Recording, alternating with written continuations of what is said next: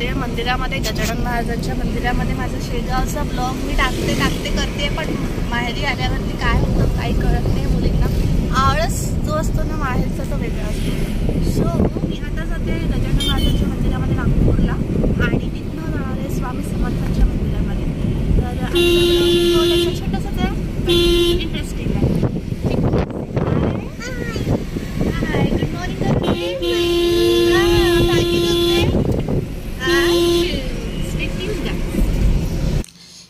मी लहान असताना या इकडल्याच एरियामध्ये रेंटने राहायची, तेव्हा या मंदिरामध्ये आमचं दर गुरुवारी येणं व्हायचं. म्हणजे लहानपणीच्या आठवणी इथे आधी जेव्हा पण येते तर त्या आठवणी ताज्या होतात माझ्या. आणि खूप मस्त आणि मोठं मंदिर आहे हे. म्हणजे खरंच म्हणजे इथला गाभारा, इथला सभा मंडप खूप मोठं आहे. तर मला खूप आवडतं इथे आहे. तर आमचं गजानन महाराजांचं मंदिराचं दर्शन झालेलं आहे. मी लहान असताना भरपूर त्या मंदिरात जायची, पण आता मी जेव्हा माहेरी येते मी तेव्हाच त्या मंदिरात जाऊ शकते. म्हणजे लग्न झालं आहे आता आम्ही जातोय स्वामी समर्थांच्या मंदिरामध्ये बेसायला आहे ते. आणि आमच्या घरापासून आम्ही जातोय, माहेरी आलेली आहे आता. माहेरवरणामध्ये सासरीच्या रोडवरनं मी जाते. चिकू माझा म्हणतोय की घरी जाऊयात म्हणून, पण नाही, कारण त्याचे बाबा घरी नाहीत. ऑफकोर्स ते गेलेत ऑफिसला. तर स्टे ट्यून गाईज.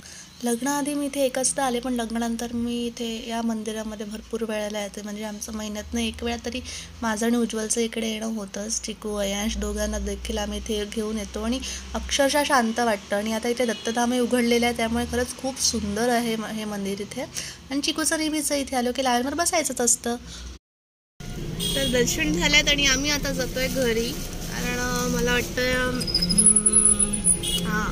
11:30 होतं तर आलेले आहेत. आणि आम्हाला दोघांनाही भूक लागली, दोघांना काय सगळ्यांनाच भूक लागलेलं आहे. आता घरी जाऊन जेवण करूया. तर आजचा ब्लॉग कसा वाटला मला नक्की सांगा. तर बाय.